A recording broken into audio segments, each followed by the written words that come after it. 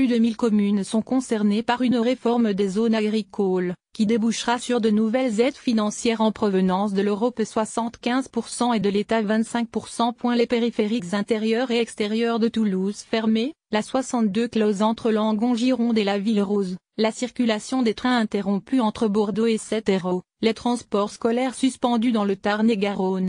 Le gouvernement a dû revoir sa copie sur les zones agricoles défavorisées, mercredi 7 février, face au mouvement de protestation des agriculteurs d'Occitanie. Dans ces zones soumises à des contraintes naturelles sol, sécheresse ou économique rendement à l'hectare, densité, les agriculteurs sont éligibles à des indemnités de l'Union européenne liées à ce handicap naturel ICN.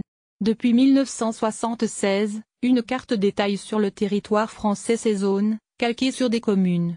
Elle permet de répartir une aide importante de la politique agricole commune PAC, environ 1 milliard d'euros par an. La Commission européenne veut modifier cette carte début 2019 et a donc demandé à la France de nouvelles propositions sur 2 types de zones: les zones défavorisées simples et les zones affectées de handicap spécifiques, les zones de montagne en étant exemptées. Une première proposition a été rejetée en 2013 par Bruxelles.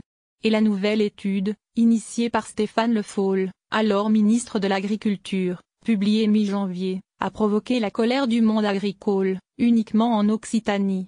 1058 communes pouvaient être exclues de ces zones, dont 181 dans le Tarn-et-Garonne, et 40% des communes classées en Haute-Garonne. Blocage d'un convoi de la 380. Il s'agit d'espaces agricoles qui ont pour contrainte d'avoir un climat ou un relief particulier, des terres pauvres ou très pentues ou bien d'accueillir un système d'élevage précis, souligne Luc Messeba, secrétaire général de la Fédération départementale des syndicats d'exploitants agricoles FDSEAD Haute-Garonne.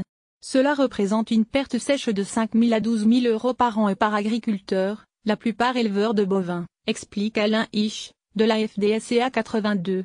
Dans le Tarn, 300 éleveurs seraient touchés et la perte de revenus atteindrait presque les 2 millions d'euros. Dès le 24 janvier, à Montauban Tarn-et-Garonne, 1 millier d'agriculteurs ont bloqué les routes et le 29 ils ont annoncé la création d'une ZAD, en référence à Notre-Dame-des-Landes, sauf qu'il s'agit là d'une zone agricole à défendre. Rapidement rejoint par les jeunes agriculteurs IA et les autres départements Tarn, Gers, Haute-Garonne, l'Aude, le mouvement a grossi jusqu'au lundi 5 février avec le blocage d'autoroutes et même d'un convoi de la 380 partant de Toulouse. Dans une région qui compte 170 000 emplois dans l'agriculture, contre seulement 70 000 dans l'aéronautique, on n'imagine pas que le gouvernement ne revienne pas sur ses propositions, déclarait ce jour-là Alain Hiche. Les syndicats, qui avaient été reçus une première fois par le ministre Stéphane Le Travers le 2 février à Paris, avaient donc décidé d'une nouvelle journée d'action, plus importante.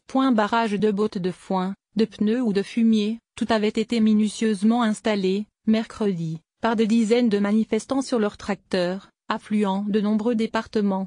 Aux alentours de 17 h, alors que Toulouse était totalement isolée, une nouvelle délégation composée de syndicalistes et d'élus était reçue au ministère à Paris. L'ex-région Midi-Pyrénées ne perdrait plus que 182 communes au lieu de 472 à l'issue de celle-ci. Une modification importante du projet de la carte a été actée, avant une nouvelle réunion du groupe de travail national qui doit proposer un nouveau projet au président de la République fin février.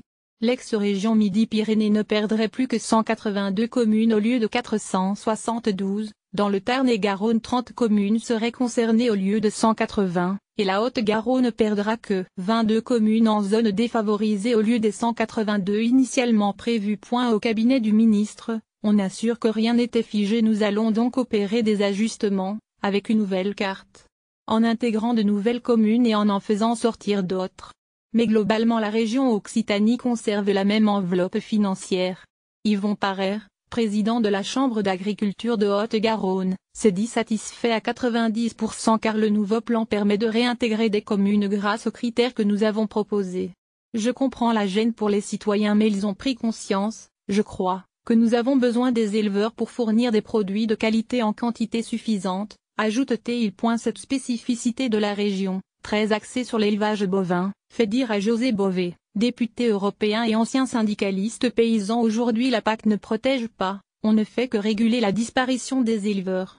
La VREC.